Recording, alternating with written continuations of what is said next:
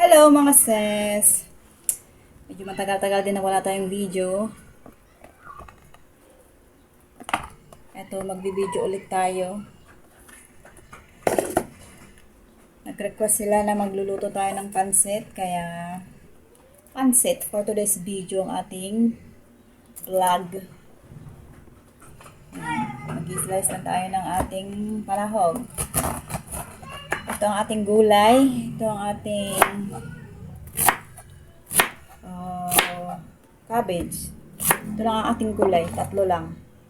Repolyo, carrots, tsaka bell pepper. Yan lang ang ating gulay. Carrots! No! Ay, papakin nyo na naman ang carrots. Hindi po ako. Ano? Ilalagay ko sa pansit yan, anak. Okay?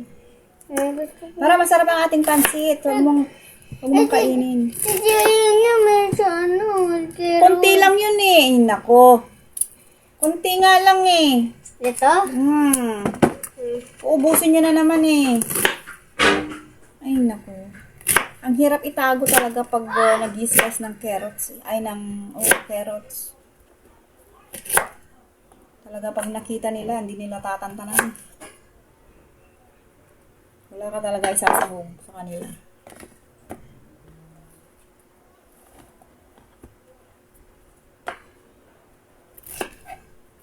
Ang araw din wala akong upload mga sis.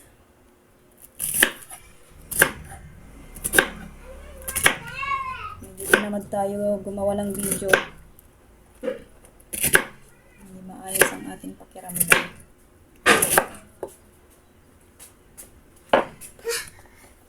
Ano? Ay, no more. No more, no more. No more na.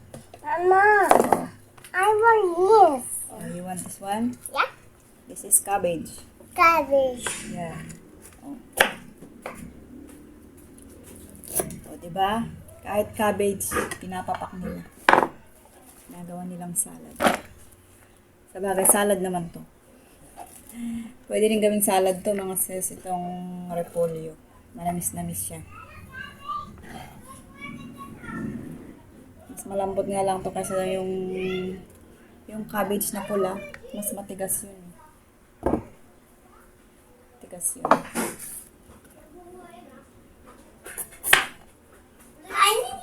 Cabbage? Ay, no more, no more. Ilalagay ko na sa pansit to. Isa lang, isa. Cabbage yan. Isa lang, isa lang. Tama na, cabbage. Tama na, tama na.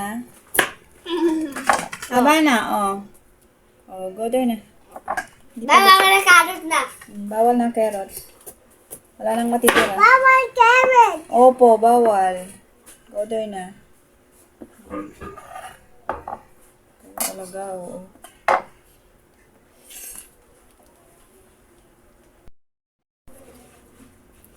Yan, ito na lang. Bell pepper ang slice natin. Nag-request kasi yung panganay ko ng pansit, mga sis. Kasi ipapatikim niya daw sa boyfriend niya yung ating luto.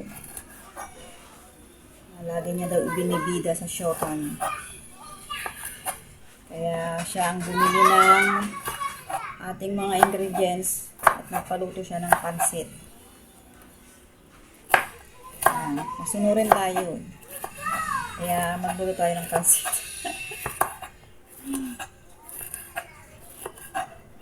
Pang dinner na din namin to, mga sis.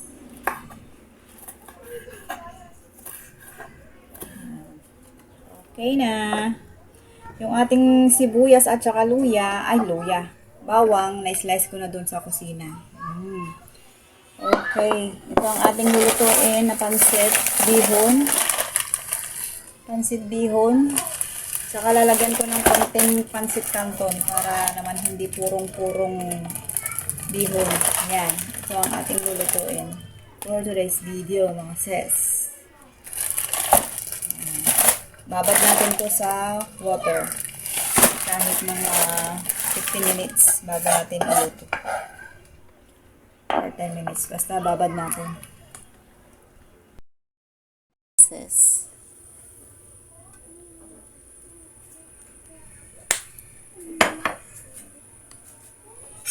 Ilusin muna natin yung ating chicken.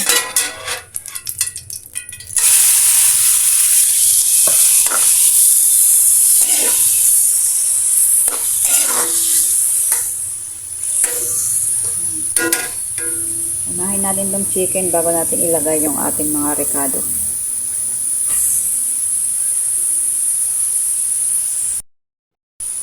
Yan, ilalagay na natin tong ating bawang at saka sibuyas. Yan. Para maisabay na din dito sa manok na may gisa.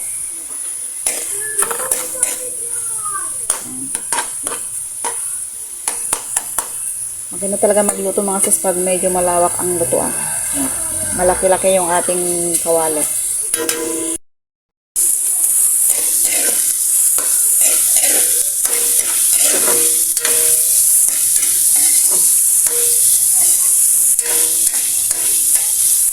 timplahan na natin mga sis. Lagyan natin na ng konting patis. Lagyan natin ng konting patis.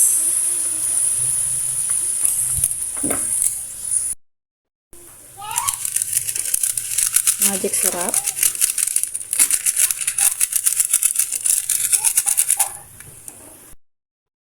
Ayan, tsaka paminta.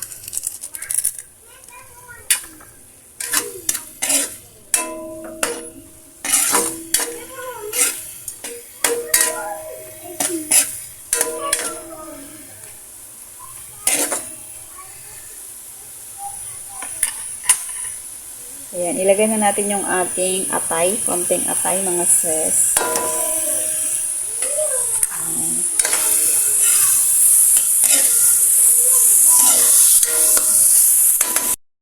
Ating carrots at saka yung ating bell pepper.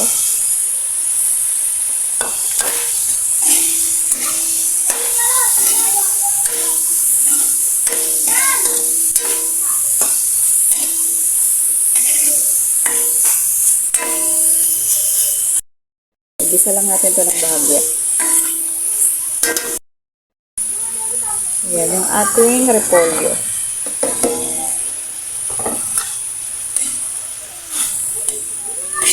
Ayan, gisa lang natin ito ng mga 1 minute pa mga sis. Tapos hanguin muna natin itong ating gulay.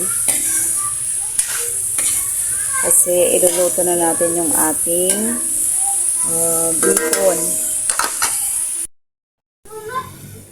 Nilagyan ko lang ng konting tubig.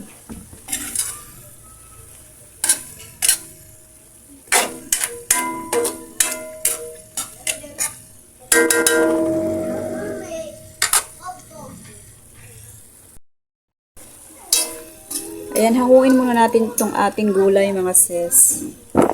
Mamaya ibabalik din natin. Para lang hindi siya ma-overcook, lalo na itong ating repolyo.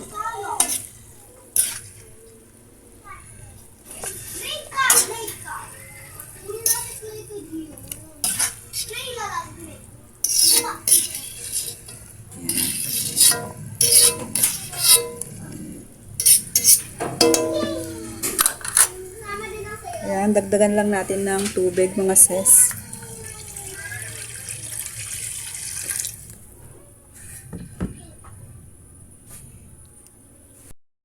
Ayan, maglalagay na tayo ng toyo.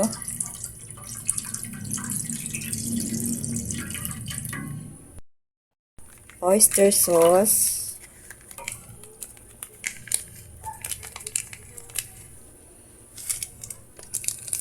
Tsaka ang ating shrimp cubes.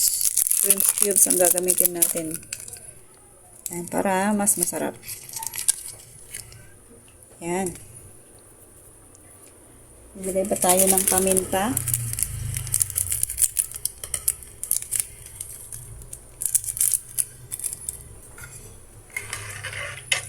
Ayan. Pag kumulo ito, ilalagay na natin yung ating bihon.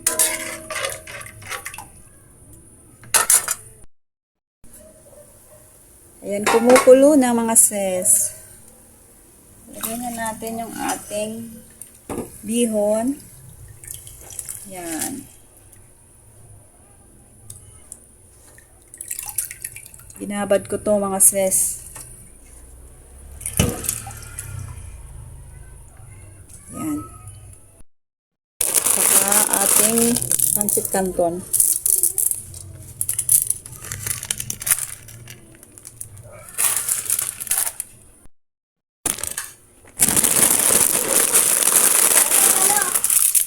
Ito ang gusto ko sa pansit mga sis. Yung nagkahalo yung pansit bihon at saka yung pansit canton.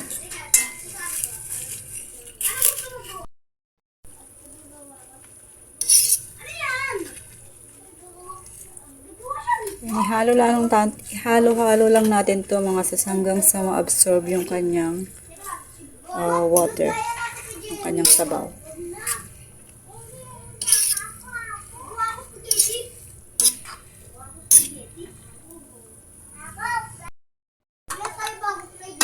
Ayan, na-absorb na niya yung kanyang sabaw mga sis.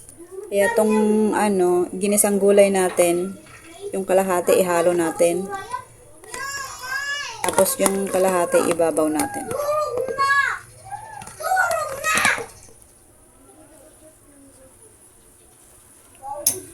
Luto na to mga sis.